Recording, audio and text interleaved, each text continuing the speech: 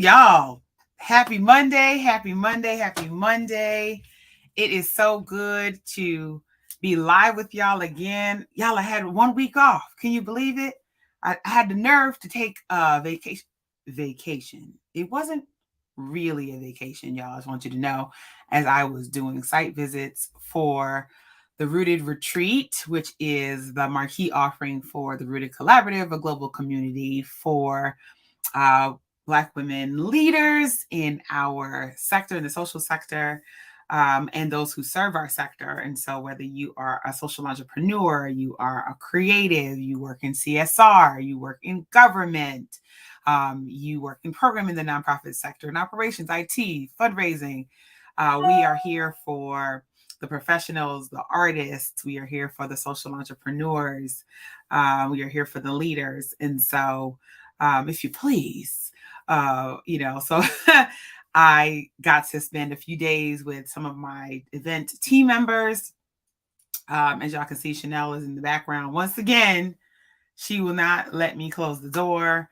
I'm going to try to get up and close it. And y'all going to watch and see that the dog is going to open the door again. So this is like my daily hysterics. So let me get up and close the door. Y'all, just watch this. Because if she doesn't do it today, it's going to be a miracle. But every time I close this door, the dog opens the door again. So if this is your first time seeing my face, where have you been in the KISHSHANAVERSE? I am Kishshana Palmer, CEO of Kishshana & Co. We are an organization development learning company focused on helping everyday leaders just like you live well and lead well. And we do that through great trainings focused on wellness and well-being, focused on DEIB, focused on good and sound leadership and management practice, not just the theory of the thing, but how you do the darn thing. And we do this with a lot of joy and a lot of fun. So today I figured that we are going to do something that I do all the time on my own because I'm always nerding out. But I like to look at movies and TV shows and dissect what the leadership challenge or problem is that I am facing. And today is no different. Okay, so y'all, I told the friends on Instagram that I was going to go live. And so y'all just bear with me because let me tell you what, being your own producer and then also being in the studio is a whole situation. And so I'm just making sure all of my things work. And I actually had promised myself that I was going to make sure I put my earbuds in. And I did not do that. And I'm like, where are my earbuds? Where did they go? I think they're in my purse. Okay, so we're going to try this live connection. Hopefully it doesn't have too much reverb. If it does, I'm going to end it early, y'all, because I know I'm supposed to have that. Okay, so I'm back. So I figured that this month that we would spend some time talking about women in leadership. And to my friends who are on Instagram, come on into the room, come on in, grab your sandwiches, grab your waters from lunch, put your headphones in and go for a walk. You know you've been sitting at your desk too long. That goes for everybody. And so I wanted us to talk about women in leadership. This is Women's History Month. And there's a lot of conversation about what folks have done in the past. Welcome, welcome. Sharice, how you doing? Welcoming in my folks. Come on, welcome in. Come on into the room. Come on into the room. We've been talking a lot about women's history over the past month, but I wanted to kind of torque it and reverse it and talk about the things that I love to talk about women, which are the movies. Okay. And so I am going to be joined during this time together by one of my good friends. I'm waiting to see when she pops on, who does similar work to me. And one of the things I love about being an entrepreneur and also being an open-hearted entrepreneur is that I don't really believe in competition, y'all. Let's just have that for a second. Like, there are things to be competitive about, but being able to serve people and have impact is just not one of the things that I'm about to compete around. And so welcome in, y'all. And so I'm going to have my good girlfriend, fast becoming one of my good friends, Joy Pittman. Hopefully she'll be joining us during this broadcast. But we are going to be talking about one of my favorite movies in the world, The Devil Wears Prada. I know, y'all, don't make fun of me, but Miranda Priestley just does it for me. And I know that she does it for a lot of people, okay? I know a lot of people are like, oh my God, Andy. So basically the basic premise of this movie.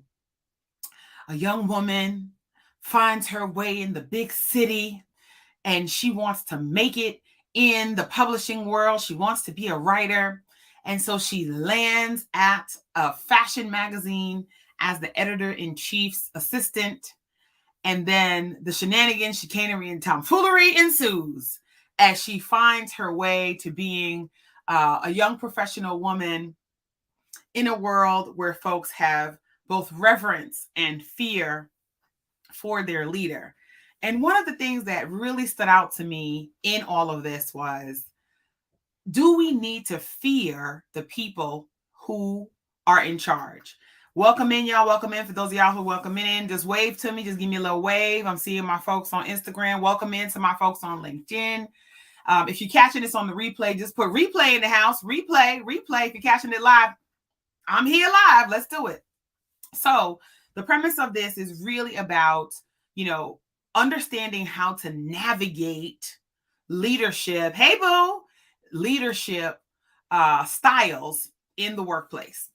So one of the things that, fun fact about me, so even though I have good skin, I want y'all to know I have good skincare, okay? I am a lady of a certain age. If you didn't see my Instagram post yesterday, you go and run over there and look at it, because I wrote a little bit about what it means to redefine professional, and we'll do that another live with one of my other good friends who's also a leadership expert. But I'm a lady of a certain age with a whole teenager who's about to go on to college, okay, friends? And so when I came into the workplace, my fresh, young-eyed self, okay, just dewy-eyed and wet behind the ears, almost all of my managers were boomers, either middle boomers or late boomers, and had a very different way of working. My parents are boomers. And so coming up and watching them work was all about, and y'all, drop it in the chat if this happened to you. I want to see what y'all parents told you. Put your head down. Mind your business. You're not at work to make friends. Are y'all with me? Say, it me. Drop it in the chat. What else did our parents tell us? Do this job and go home. Okay? That's why what I sent you to school for. And don't let any of us have gone to a university or a college, higher ed institution, and majored in one thing and got a job in another. How dare you? I got 2 whole ass degrees in business, both my undergrad and my MBA. And then my mother said to me early, my early career, I had the nerve to leave investment banking and go into nonprofit fundraising. Oh my goodness. Okay. And so many of us stepped into the workplace. Ooh, my boo is here. Stepped into the workplace, and we stepped into workplace environments where our managers were in a different generation than we were. And so therefore their working style and how they came to the table was a little bit different. But I'm going to pause here for a second because I want to make sure that I bring Joy up. And because I'm always throwing Joy for a loop, Joy, I'm going to also tell you to go onto your phone and go on Instagram. So we just going to plug in live there. Joy's like, what? I'm always doing it to my friends. They be like, you ain't tell me that in the chat. But we're going to be talking about that. I want to make sure that her crew and my crew gets access to the goodness, because Joy's so good that I have clips of Joy talking to me about things that we talked about that are in my computer that I put on today. Welcome to everybody who's joining in. So I came into the workplace fresh-eyed, straight out of grad school. My first job in college, what did I do? Oh, I had 2 types of jobs, y'all. I worked for Enterprise Rent-A-Car. So shout out to everybody who worked for Enterprise at some point in their undergrad career or their first job out of school.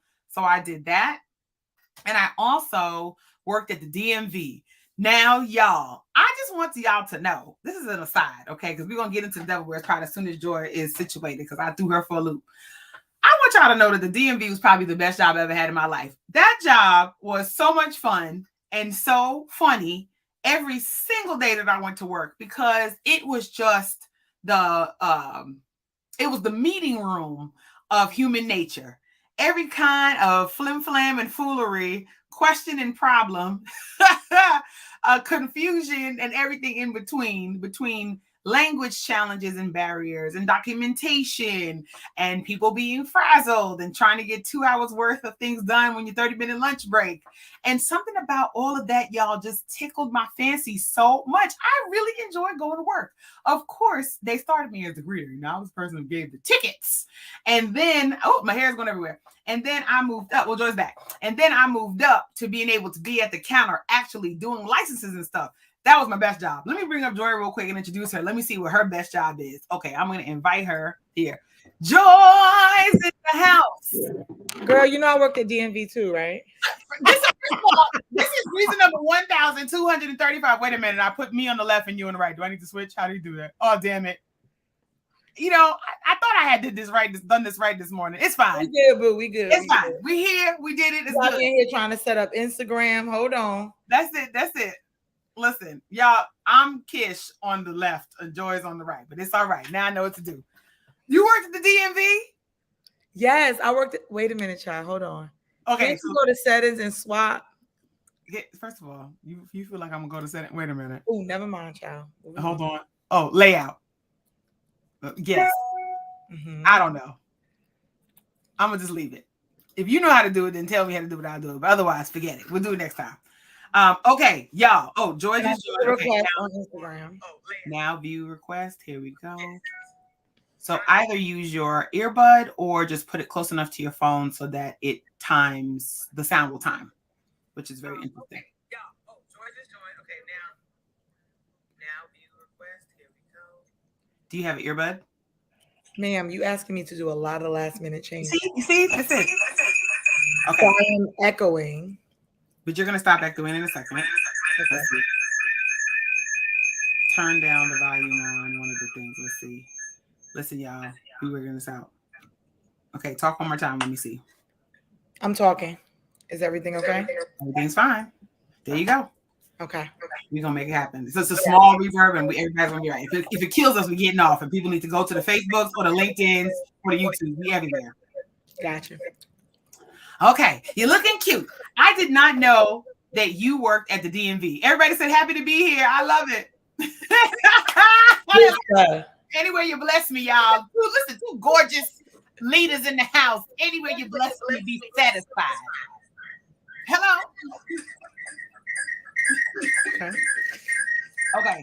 Listen, y'all, on Instagram, I think that the reverb is probably going to be too bad. So why don't y'all go ahead and jump over to either Facebook on my page right now, Kishshana Palmer, or on LinkedIn, or on YouTube, Kishshana Palmer. I'm going to end the live chat here now so that we can make sure we don't have a reverb. All right. Bye, y'all. I ended that. It worked last week. Let's get to it. Let's get to it. Okay, first of all, how did I not know that you worked at the DMV? We've done so many of these. Like, I feel like we've been doing. I worked at the DMV though. So which one did you work at? Coney Island. Got you. So I worked in. It was the one that started. It moved to City Hall, but it started out like downtown Brooklyn. And there was a big one, and they moved it to like Water Street or something. But I worked there at 16, 17. So I was part of a college program, but they would bring us in to do lunch breaks. So I worked like I think 10 to 2 or like whatever that gap was where they did the breaks. And I worked there during the time. I don't know if you remember, they did a bus where people were selling licenses and all that stuff. I worked there. So it was many months ago. That was literally one of my favorite jobs ever. Yes. So to your point, people would be like, "Oh my God, you're so nice to work at Motor Vehicle," and I'm like, "I don't know what to tell you. I'm happy to be here. This magic is me. I don't know what to tell you." And at the time in high school, it paid better than so many other things. Honey. I was like, "Listen, I'm ready for it." So so I was talking to folks beforehand, saying that when I first started in my career, my very first job out of grad school, my first set of managers were like full on boomers. Right. And so the way that we have an orientation to work is like heavily informed by our parents at our house. And also by our first managers when we stepped into the workplace. So what was your experience like when you stepped onto the scene? Because you were cute stepping onto the scene to greet and stuff. So one of the things that I realized is that what we have not done generationally in the workplace is position youth and age in a way that makes sense towards organizational growth, right? So we've generally made older generations feel like youth was threatening them. We've made younger generations or given them permission to feel like the older generation is antiquated and they just don't understand. And so oftentimes coming in, you kind of got the resentment and the animosity from, I guess, from individuals that did not understand that, like, you know, even when you think like, and I'm not going to go like too biblical, but I've been reading my Bible a little bit more lately, but like, listen, people gonna be with it. You know, calling the young because they're strong, but the oldest have wisdom. And I think that one of the biggest divides, even in our community, and we think about communities of color, and I'm not even gonna talk about the Black community because I don't think that's a Black thing. I think that it's more of an American thing, is that we don't necessarily value youth or age. We kind of in this mid part where somewhere your biggest value in life is somewhere between 25 and 40. And then like after that, you know what I mean? It's almost like after that, they're like, oh, you're putting you out across the pasture for one reason or another. That's before that, you know, what you say is not credible and valid. And I think that that's part of some of the issues. So I do think that, like, you know, we necessarily have not learned how to look at multiple generations in the workplace as a benefit and a value, and not as a place of competition. So when I came in, onboarding, people were not talking about workplace culture. They were not talking about work-life balance or anything of that nature. I am 40 years old. So I started I think I got my first job, I think at 14. I've been working since summer youth and summer youth in New York City. This is like, we've been working since summer youth. Since had a job. And I worked, and I did office work in that job. I moved from there to, and I can't think prior to that, I was doing off the books work because my grandparents had a camp. And so summer camps, and they had a church and a lot of activities. So I was putting bulletins together, put like all that kind of stuff I was doing very early on. And then I got like an office job, and then I moved to motor vehicle. And I did motor vehicle as a job. And then I did retail. I've worked in Barnes and Noble. I worked in their corporate offices for a while, but doing like corporate reception work. I worked in the Gap. I worked at West Elm. I worked at Pottery Barn. I worked at Old Navy. So I did the gambit. And what I realized, and then my kind of job that pivoted me into like my career, but I realized all that stuff was preparing me, right? Those experiences were preparing me. The job that pivoted me was in real estate management. I worked at Starrett City in New York, in their management office. And so there was an HR department. And so I worked in HR, a very small HR department for the company, touched a lot of things, but that was kind of the thing that focused me on like, here's where I want my career to be. And this is what I want to do. And I don't even think I realized at the time that's what I wanted to do. It was the first job that gave me the ability to impact people from behind the scenes, which is a bigger impact for me because I'm learning to, and I'm coming out of my shell a little bit this year. So I was like, you about to say something about maybe just black you off the screen real quick. I don't really want to be out in the. I will say, I did spend enough time behind the scenes to understand what's necessary. And so even now in being more visible, I'm being more visible with intentionality. I'm not just out here talking because I got lips, like my mama would say, right? But talking because I have something to say. But some of those back experiences of being a Black woman, of being a young leader in organizations, right? I was managing teams in my early 30s, right? So in my late 20s, early 30s, I was a manager, directing departments and running teams. Navigating that space as a Black woman, navigating that space sometimes as a tokenized Black woman, because we just gonna keep it a bug. I ain't the blackest Black woman complexion wise as you can find. So dealing with that, right?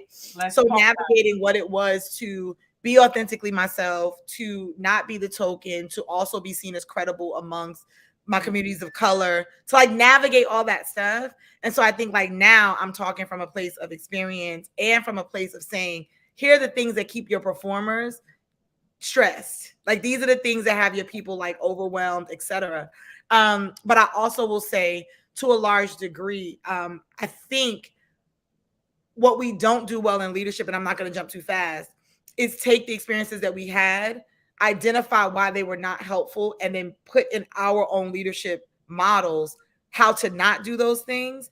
I think oftentimes we treat it like hazing. And so because I went through it, I'm gonna put other people through it, which is not really the best way to navigate through. That's literally it. So I think let's pause right there for a second, because I feel like we kind of, when we talk behind the scenes, we talk a lot about hazing. We talk a lot about workplace hazing, because that's not even in the lexicon. We probably need to like co-author an article on that alone. Like y'all ain't talking about, forget Greek pledging. So I'm talking about workplace pledging, like let's talk about it.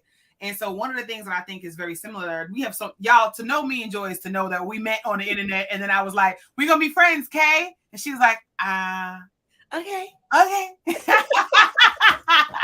And so every time we talk, we're always like, you did that when? Like our lives were like running parallel tracks. So funny. When I was applying to grad school, the program I wanted to apply for at Bentley at the time was in HR. It was like human factors and design or something like that, what it was called. And I remember my grad school advisor at the time, who I still shake a fist to this day, was basically like, you know, Kishshana, I don't really know if you want to get that focused of a degree. You know, you probably should get a more widespread degree because you're young and you don't have a lot of experience. And so you need to have something that's going to give you some more legs. Let me tell you something, Joy. That was terrible advice. I knew what I was doing at 18 years old. I was a freshman picking a grad school degree and knew what I was doing. I was like, I like people. I like solving problems. I'm going to go where the people solving problems happen over there, you know? So anywho, one of the things that I think that you said that stands out to me was several things, but one about hazing.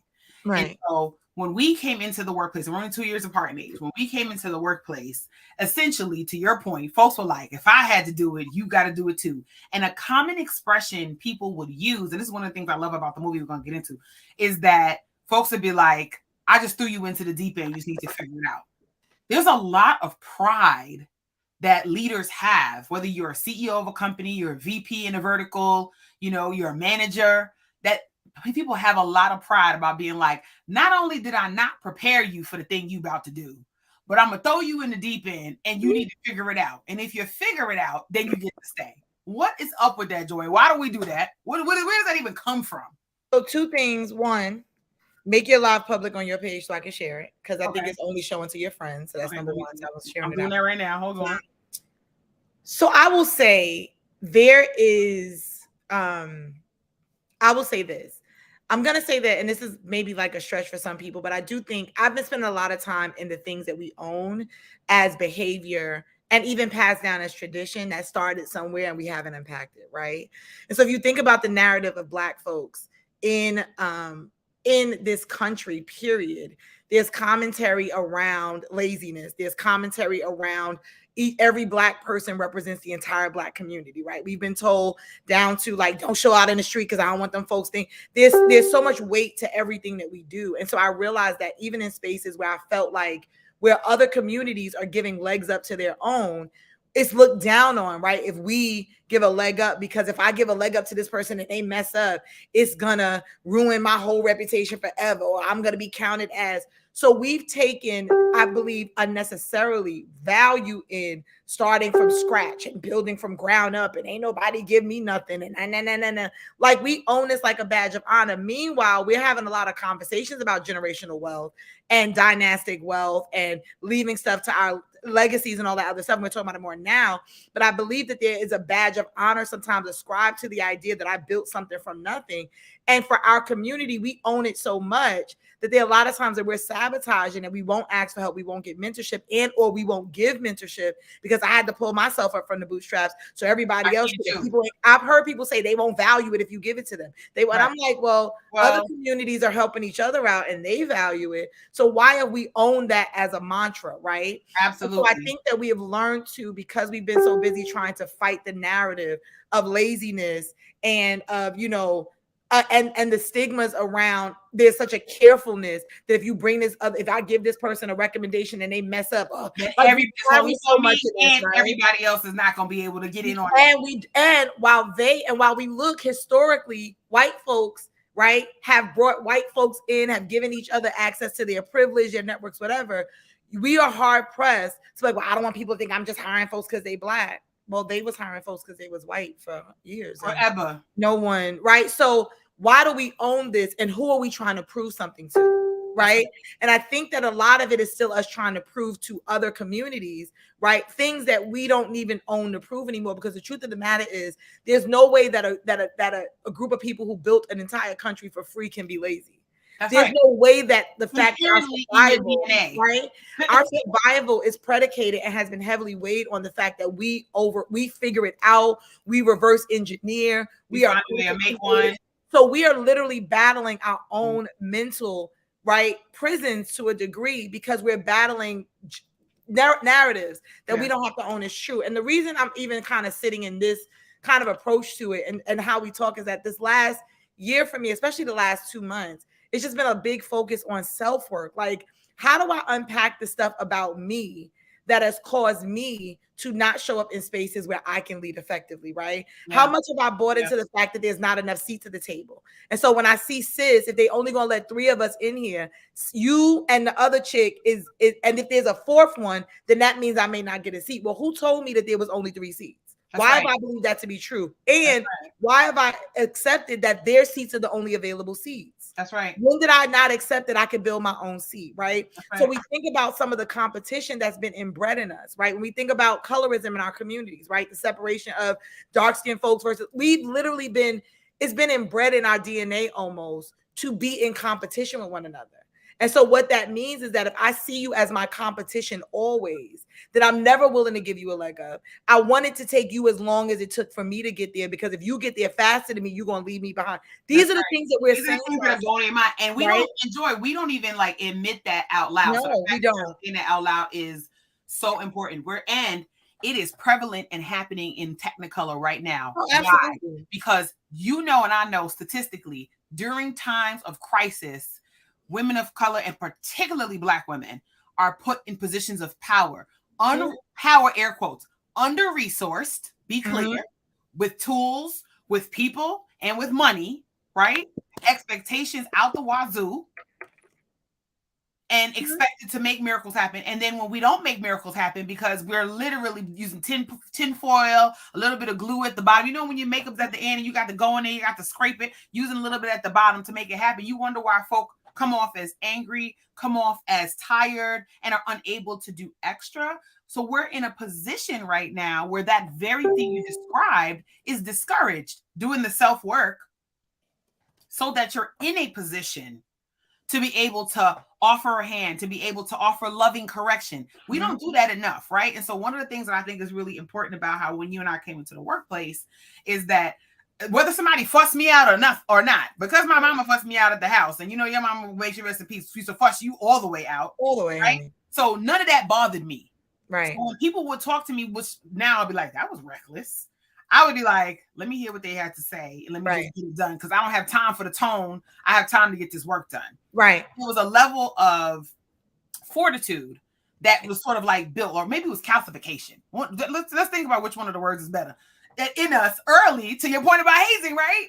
Because we were like, I'm gonna just chew the bones and chew the meat and spit those bones out, because I need to get this lesson so I can make it happen. And so our job now, to your point about being able to take the lumps and turn those into leadership lessons, so that you can have that as leverage as opposed to as lashes, right? Be clear.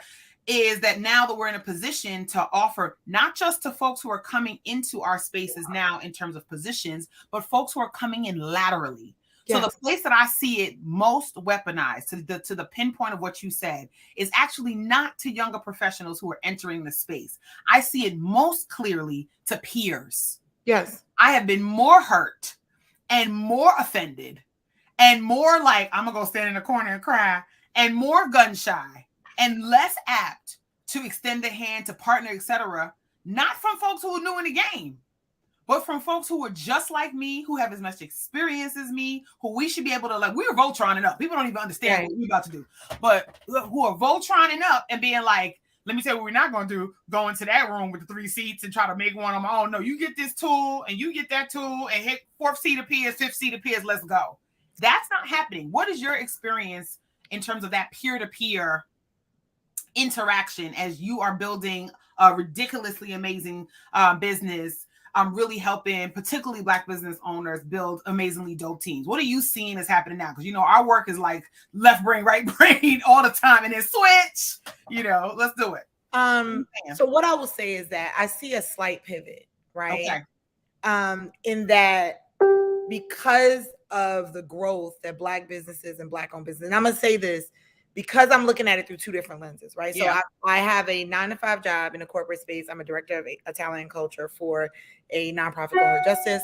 And then I'm also a CEO of an organization called HR for the Culture, where we focus on helping Black-owned businesses, specifically Black women-owned businesses, but Black-owned businesses really think more about their team, their leadership, and their culture creation as they're building sustainable long-term businesses, right? So we are no longer and not the firm that like, I just need a VA. Then you go to the VA folks. But if you're looking at building something long-term and sustainable, that is what we do.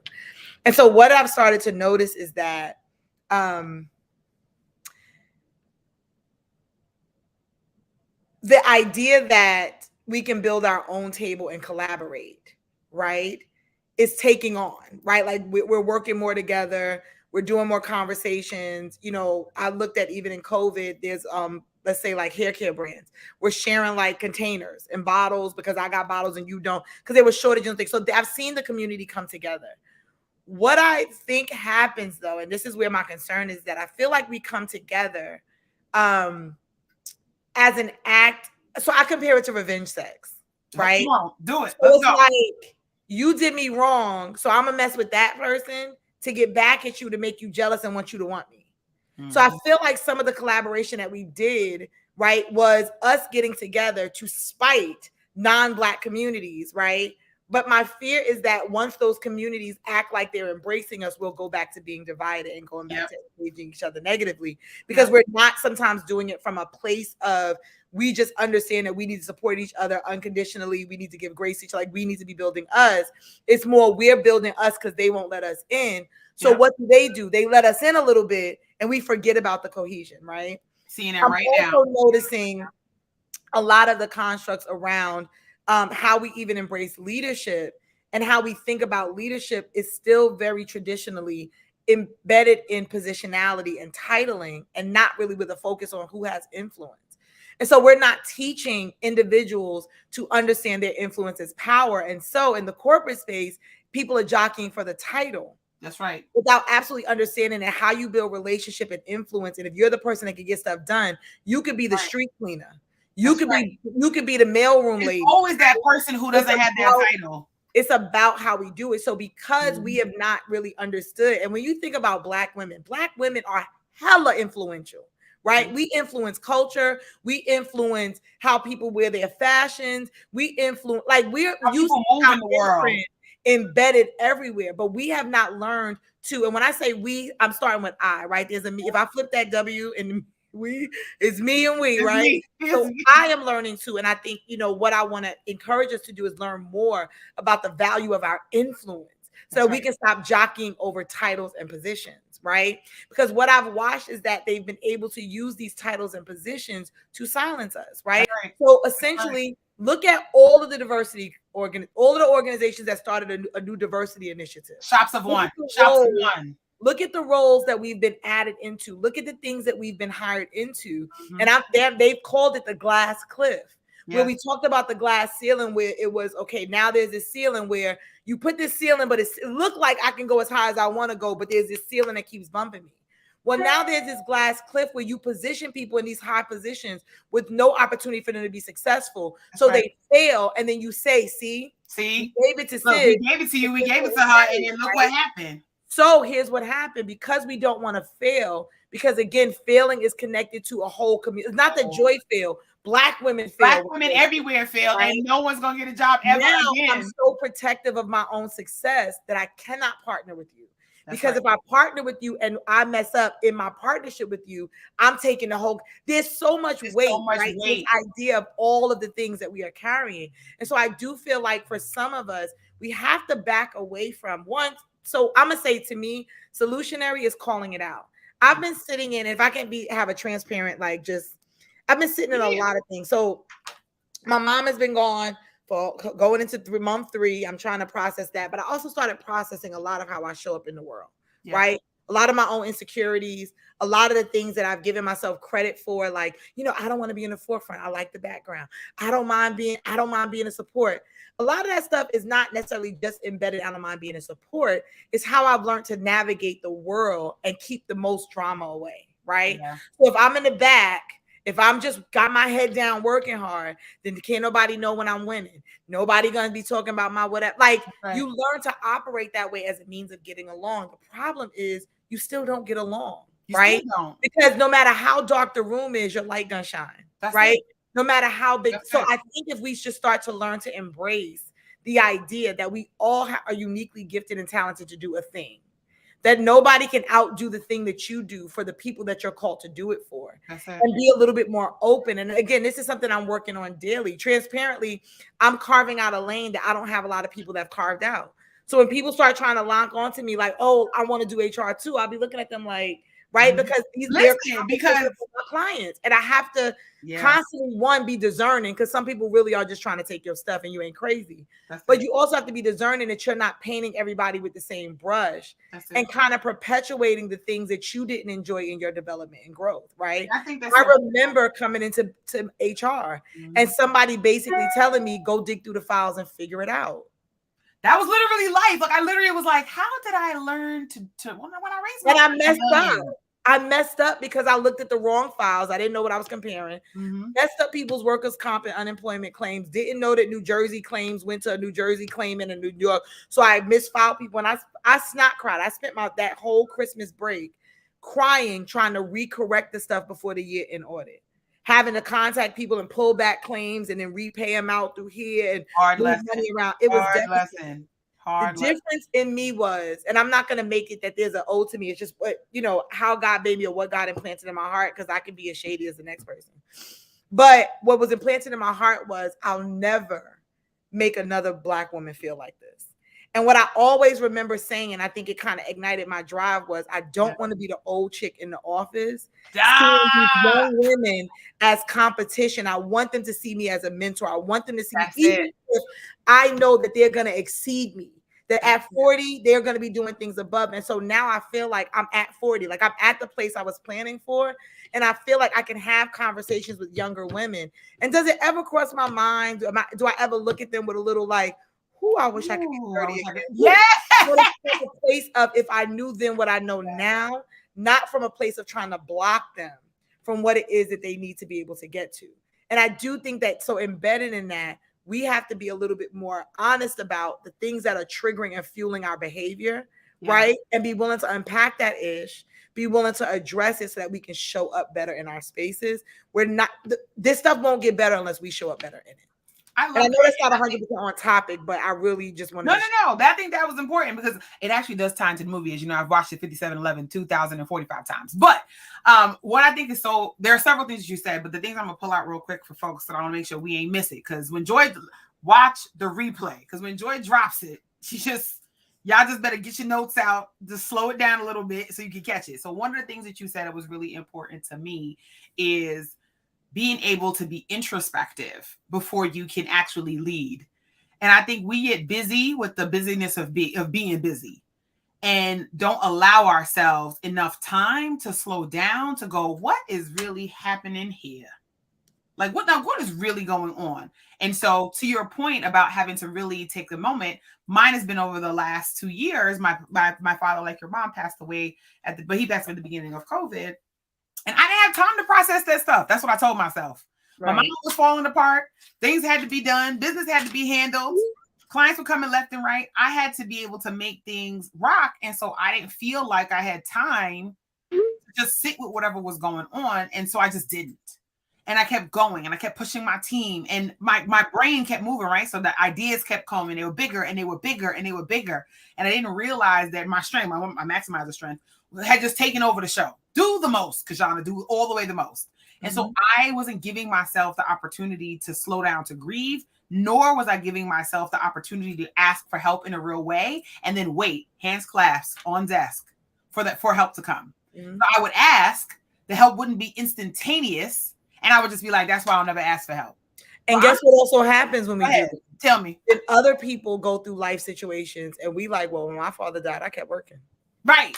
So we don't have grace for nobody else because we kept pushing, or we don't give people that we lead permission to take time for themselves when they're going through lifing because you set the bar, right? So you opted to keep working. That's it. But now somebody else is doing the right thing and trying to take them 3 bereavement days or take them vacation days, and you popping off because you got every vacation day you ever earned since the dawn of time, because you value showing up for work every day more than you value showing up for your own self and your own self health. Talk about it. And wellness. That is what we do. And I'm going to say, honestly, many of us have taken it into the entrepreneurial space. Yes, we have. Unfortunately, now we're entrepreneuring and we're asking people to work the same 20-hour days we work. We want people to love our company.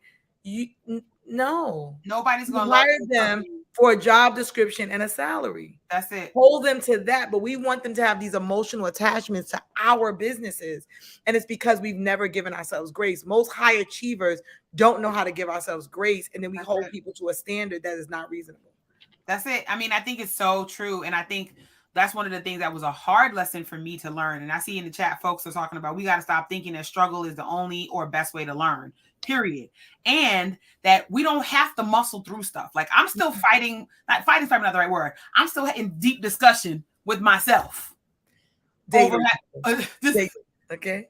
Deep discussion with myself. And one of the things that stood out to me in The Devil Wears Prada that you just said that brought up was, so there was a scene in the movie where Andy and Miranda were in Paris at Paris Fashion Week. And so Andy had earned her stripes, okay? She was fine. She had gotten the proper layer haircut. She was doing the thing. Her relationship had gone straight to the toilet. So she was successful in life. And we can talk about that, pin that. The correlation between the success in our relationships and the success in our jobs. So pin that. Let me finish this thought. So Miranda is sitting on the chaise lounge, teary-eyed, and Andy asked her, well, do you want me to go and pick up the husband from the airport? And she said, well, if you see him and he speaks to you and he wants to be pick him up. And she's like, what? And he's like, yes, because he is divorcing me.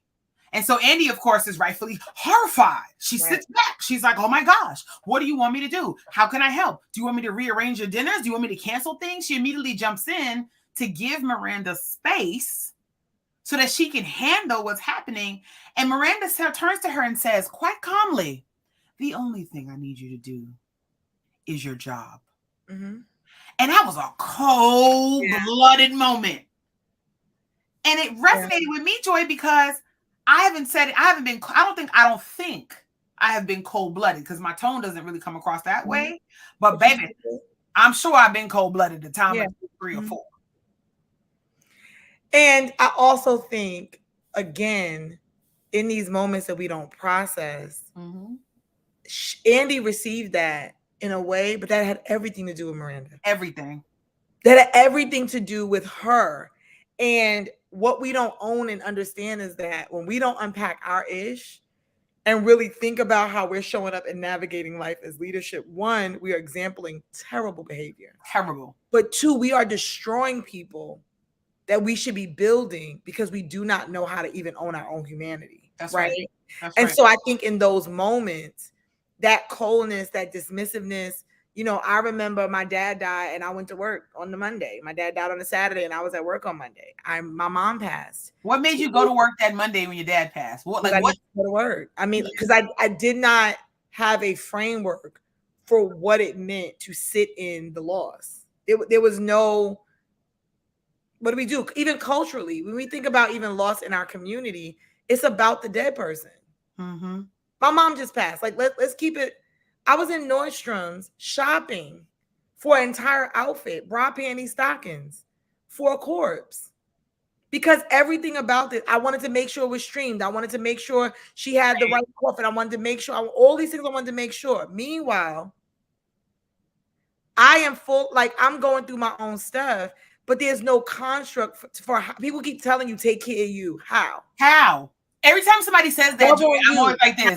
How? Do I go buy more stuff? Right. Like, what does that even look like? And our community, culturally, we show up for the service. Yes, right? So I've even battled with the idea, I want to be Jewish through my next loss. Because they sit with you for a year. They sit with you, and they say it's about you. They wrap that body up, they put it in the freezer, wherever they're gonna put it, and then they sit in solidarity with you. You're not to clean, you're not to cook, you're not to do the things, like your community shows up.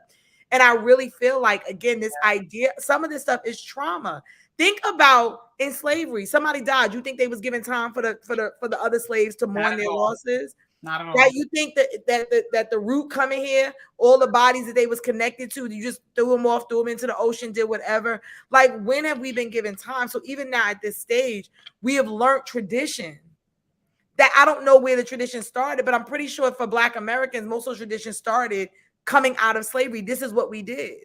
Yeah. Right? The idea that we got to maintain certain levels of dignity, the idea of what grief looks like, even the idea of what leadership looks like, that leadership is delegation and toughness and management and all of that. No one thinks about leadership as being soft, right? Woo, and being kind, being whatever. Like, I don't want to be a mannish, hard leader. Right? I don't want to lead like a man leads. I want to lead in grace. But again, that takes work, because what happens when we get intimidated, we are trained to gear up. We're trained to get. Oh, look how your shoulders just did that. Yeah, you trained to shoulders did that. You just I with it. Right? I turned on Annie up right now. You're trained to do it. Right? I'm from Brooklyn. Like, you trained. Right, to be ready to get it popping at all times. That is your. So we start thinking about, like, when I had to really sit and say, how do I lead and influence? Like, how do I lead graciously? How do I have people working for me when my back is turned?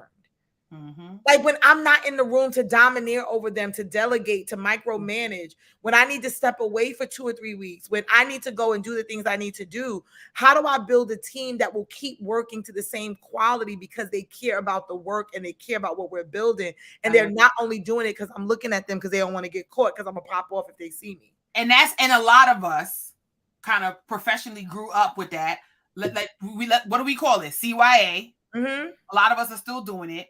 And we're not doing what Danielle has in the chat, empathetic leadership. Don't even know what those two words mean together, right? Danielle also says mindfulness, which our community is starting to learn. Yeah. Which is an ancient practice, which from our own roots, people have been doing since the beginning of time. And yet it feels new as baby's bottom. Yeah. To us. And I, you know what I mean? Because what I know how to do is ante up. So if I'm going into, whether I was going into ask a donor when I was raising money for money, I was going into a new workplace where I had a brand new team and I was the only Black person, only person of color, only woman on that executive team, which was most of my career. Mm-hmm. My entire demeanor was about armor. Yeah. And it was soft and pink from the aesthetical perspective, meaning I had soft hair and I had the soft makeup, and until I started working myself, I had the proper Frenchie, Hey, I love a good French. It's good though. You got the nails for it. See, but me, on the other hand, my 14-year-old self is so happy every time I get my nails done. Every 3 weeks, she'd be like, "Yes, boo, do neon." So I had all of the right accoutrements, if you will, right? Mm-hmm. As did you, to walk into every single room. It didn't hurt that we're both pretty. Let's call it what it is. It did not hurt. I've been hearing that word a lot lately, so I'm feeling myself. Just embrace it. You're gorgeous. Just listen say right now.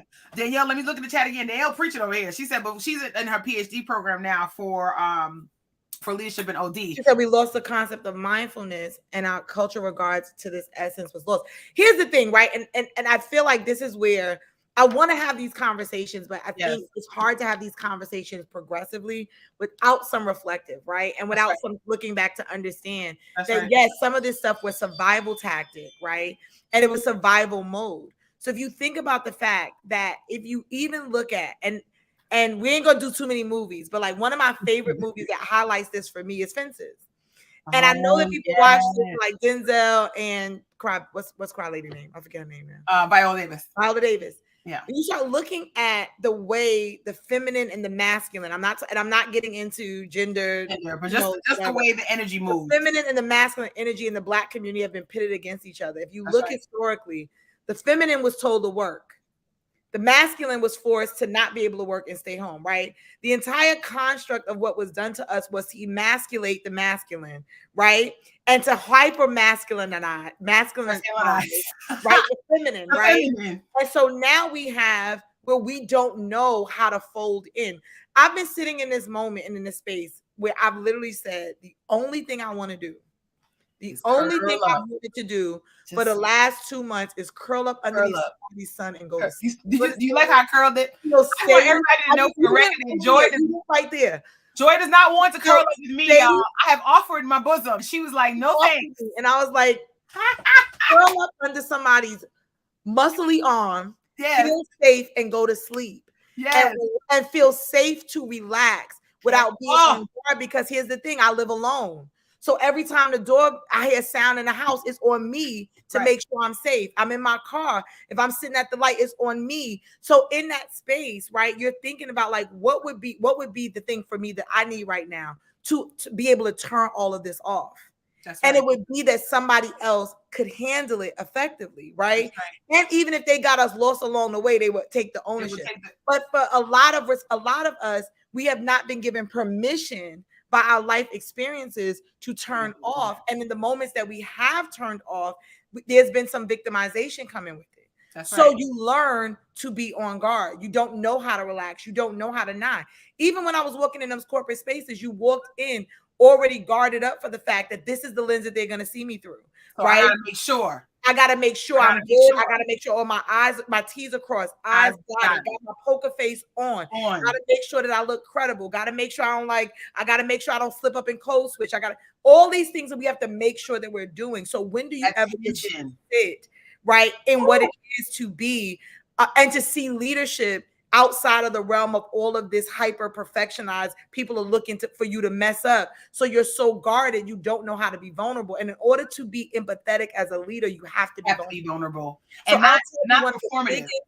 And one of the biggest breakthroughs I had as a leader, absolutely. My team was engaging in the group, in the chat, and they were waiting on me for stuff in like February. As February, my brain slowed down. I didn't know what I was doing. January, February, they were waiting on me for deliverables. And in a couple of the chats, they had commented on the fact that they were waiting for me. Well, I'm waiting on Joy to do that. But the tone had gotten a little frustrated. I understand that they're frustrated. And one of the things that I finally had to say to them is like, hey, I'm a couple weeks out of burying my mom. I'm a little overwhelmed. I don't really know how this is processing hitting me. And I've given all of you grace. And in this moment, I need y'all to give me grace back. That's right. So to read these messages like I'm messing up, when y'all are getting paid every 2 weeks, like nobody checked them men messed up. Oh my God, they used to make me so upset. No one's checked. Instead of being angry, instead of popping off and lashing out, I was vulnerable. That's right. I said to them, this is hurting my feelings. It's hard for me to see this. Can y'all give me grace? And the team apologized to me. We didn't know we were making you feel that way. We didn't, but I had to be willing to tell them, I'm fracking it up right now. I know I am. I'm committed to paying y'all, but we're not moving at full speed. I cannot be Superwoman in this moment. And it was hard for me to write that message. But how many of us have felt that hurt? And rather than just say it from that vulnerable place, we geared up, got on a laptop, started cranking out a bunch of work with an attitude, popping off emails, sending off stuff snotty, because we wouldn't just say, hey, y'all, give me a minute. That's it. And because we had the experience, to your earlier point, work life, and let's be clear, personal life had shown us that when we say, I need a minute, by the time many of us say, I need a minute, we need 5 hours. Let's be clear. We don't need 60 seconds. We need a minute. Weeks.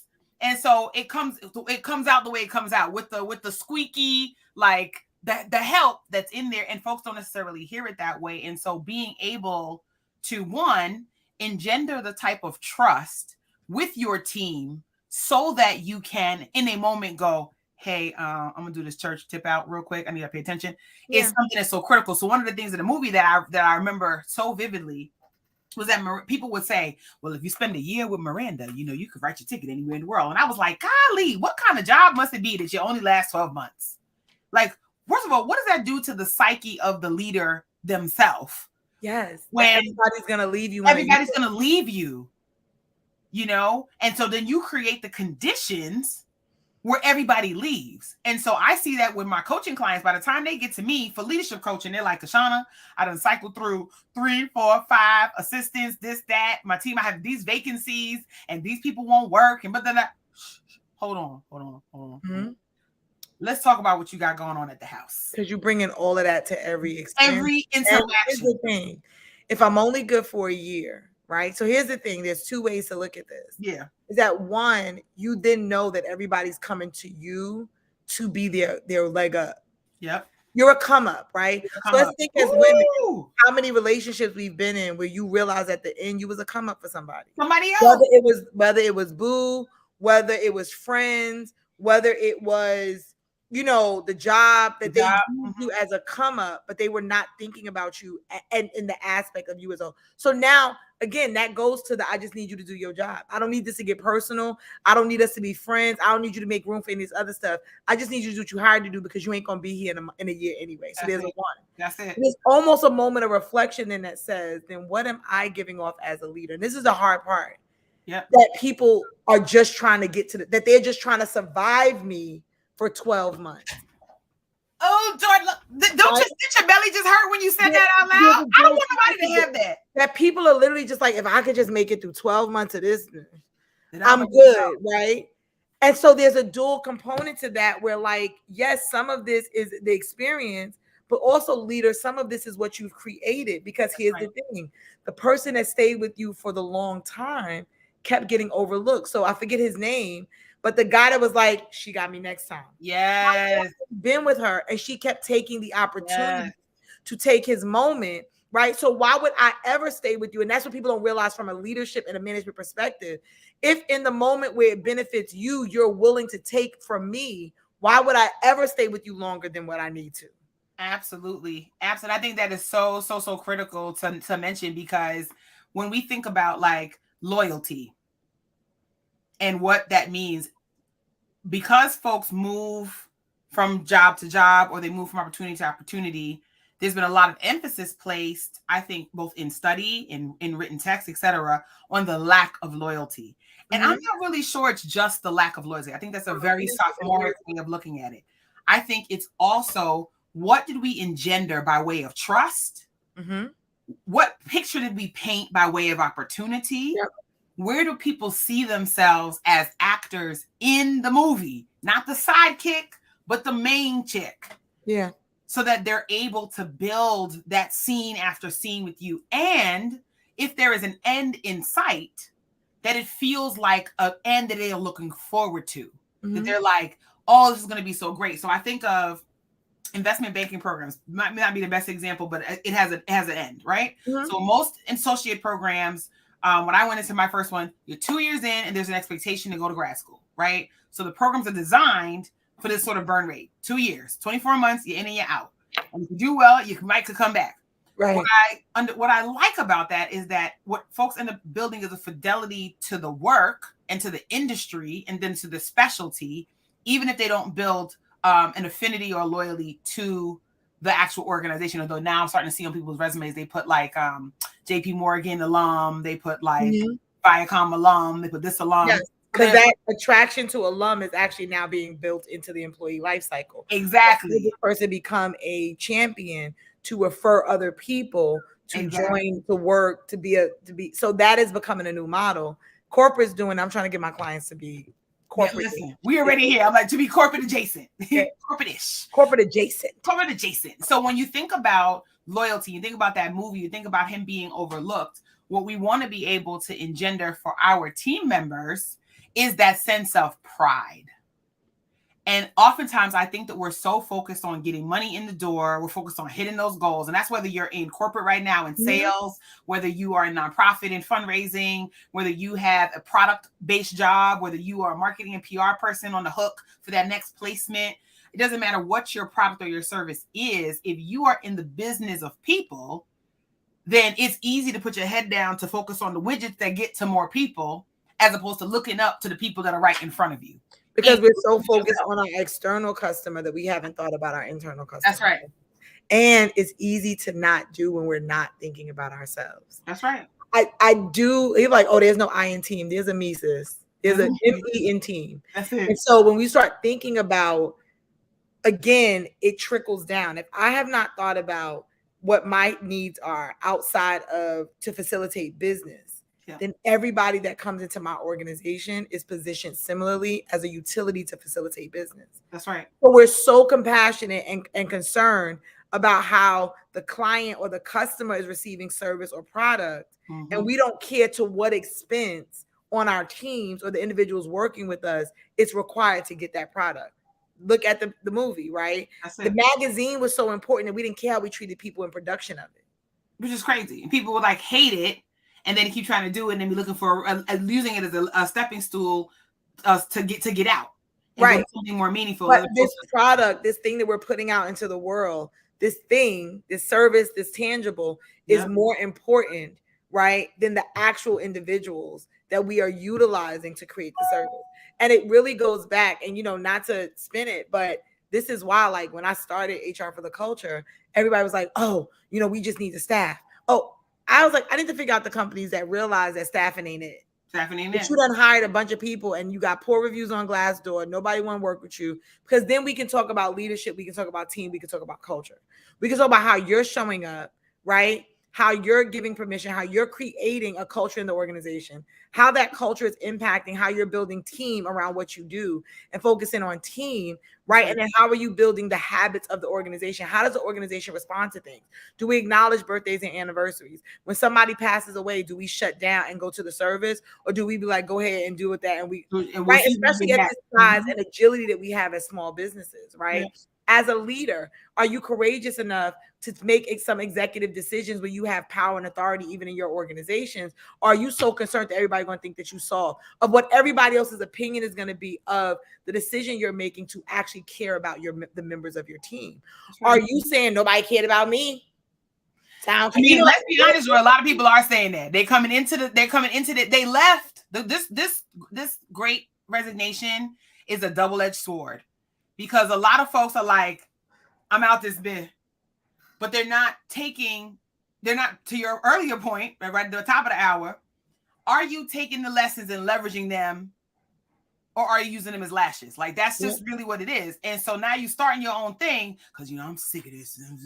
Like, a lot of us are starting new businesses with that taste in our mouth, right? We're still smelling it. Mm-hmm. And so, to your point now, you just want to get people on the roll so you can get more things done, so you can bring in more. And you're like, hold on. First of all, have you taken a moment for yourself? Right. Understand that you just started this whole business because you're pissed off, which is not the same as understanding how to solve a problem. Yes. You might be pissed off and therefore create something to solve a problem. Let's be clear. Yes. But a lot of us are just like, to hell with that. I could do better by myself. And you don't really ever get rid of other people. Yeah. You bring on more stuff, actually. And you have less resources and less time, because you go from being an individual contributor, particularly for those of us who are specialists and don't realize that being a generalist is a whole different skill set. Some of us are born generalists. Like, bring ye all the tithes into the storehouse and let there be room enough for all the stuff I know how to do. Others of us are like, one day at a time, sweet task. Okay, everybody built different. And so when you start your own thing, if you don't even have a clear sense of where you show up. Andy, for example, in the movie, and we're going to wrap up, Andy, she was like, I would like to be a writer. But while I'm here, I could song and dance and twirl on the pole for you. But at the end of the day, what I'm going to be is a writer, right? And so she saw her role as a means to an end. Mm-hmm. I want those of us who are in business and those of us who are in corporate spaces thinking about going into our own business, that come into it from a means to an ends perspective may not lead you down the healthiest route to the destination you think you want to go to. And what trade-offs, you watch both of these individuals trade off relationships. Relationships. Let me tell you something. I have done, and I'm saying this from a very honest place. Say it. I have traded off for at least the last 15 years. I have traded off relationships for stability and success, right? Because I could not calculate what other people were going to bring to my construct, but I knew I could count on me.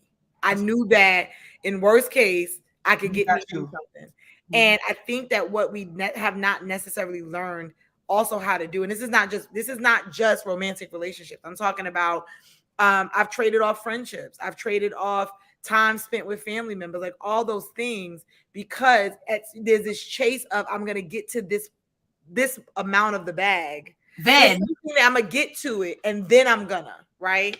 And what we don't necessarily embrace is that, yes, you can go faster alone, but you go further with others. That's right. That what it took me, yes, it took me maybe a certain amount of time to get here. And maybe I would be half of where I am now if I did it with other people, but I'd probably be happier.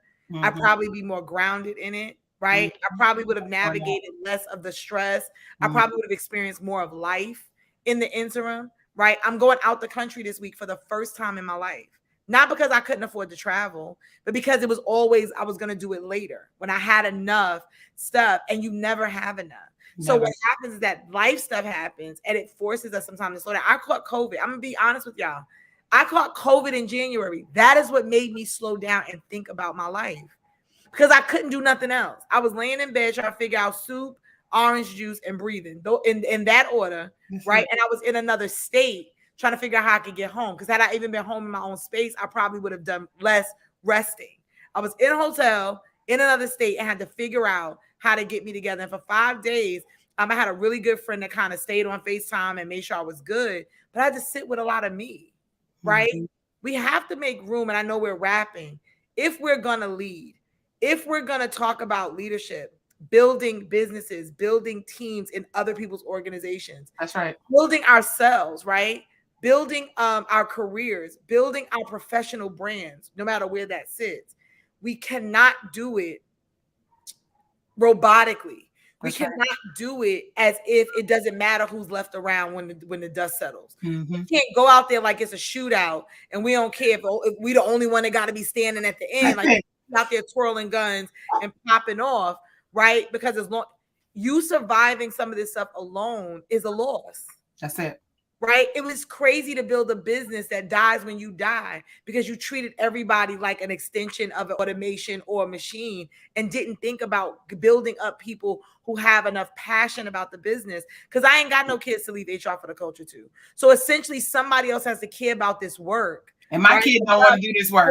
Your kids don't want to do it, right? So ideally, if the legacy you're building will live past you outside of just dollars and cents, if the mission, if the purpose is going to live past you, we cannot exclude people from the experience. That's right. And we can't exclude people in validation of our own ish.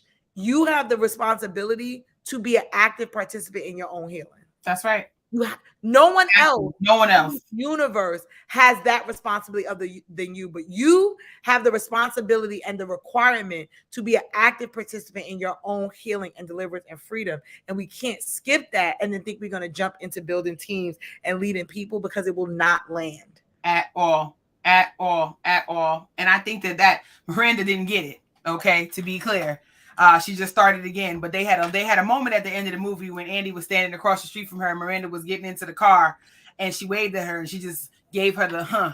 But when she got in the car, she smiled to herself because she said, that one there is special.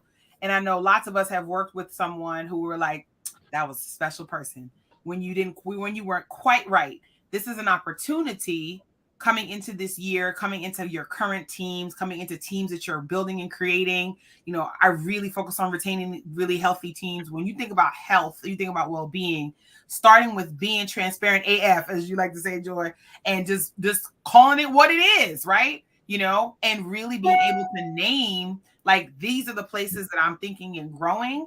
And everybody doesn't get to see how the roots are going down deep into the soil, but you have the opportunity to fertilize the ground that you're on, and you have a responsibility, to your point, as a leader, to be able to do so. Listen, Joy, first of all, y'all, people have been engaged, dropping comments. I told you that I know all of the hot girls, okay? We a different kind of hot girl. We don't be on polls, but we do be in these books, though.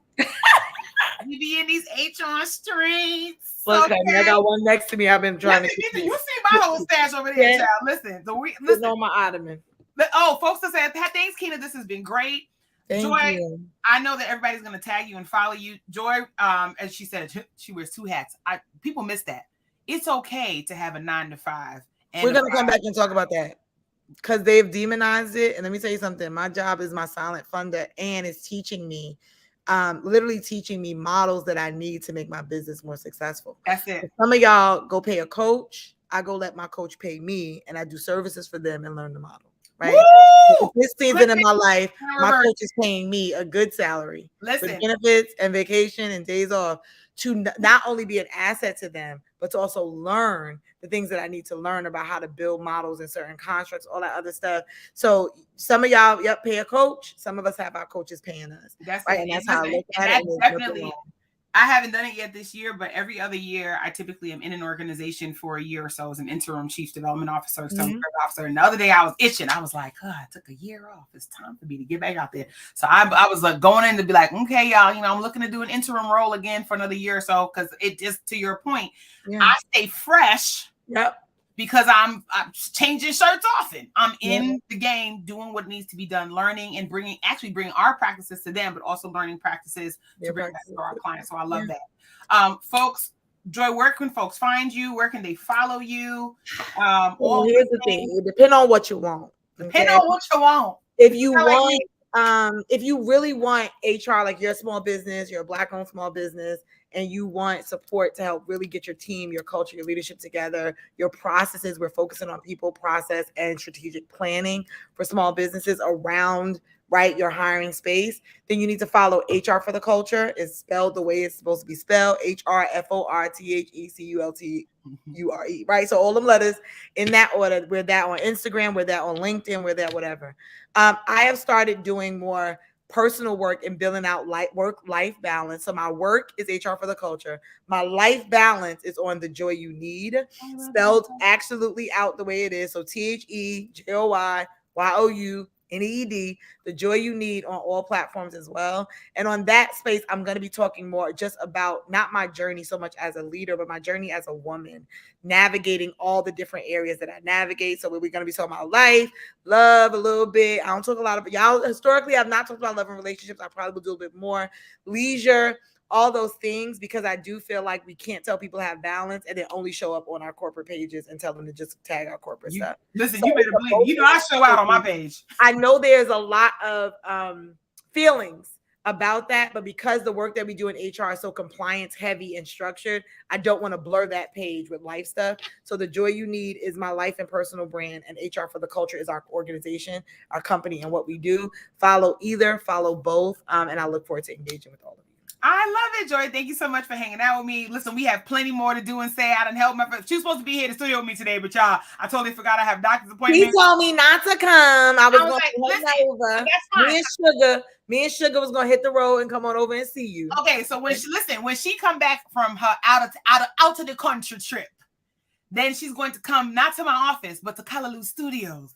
And then we're going to be able to hang out. And y'all, I know we're going to pack the house and we are going to hang out and do all the things. Yes. Tell my friend I love you dearly. And we'll talk real soon.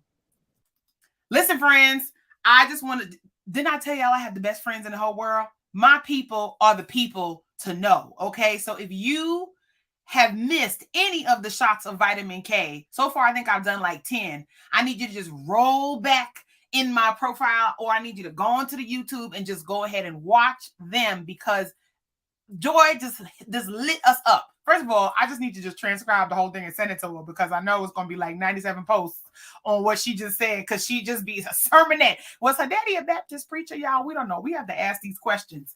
And as for me, you all know that I am here, y'all. You asked for it, so you're going to get it.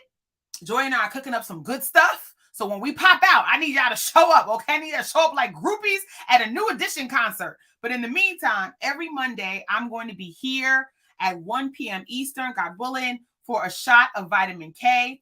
I have lots of really good friends who do really amazing stuff in the world. And we are going to be talking and chatting about all the things, love, life, leadership, the things that make relationships at work sing.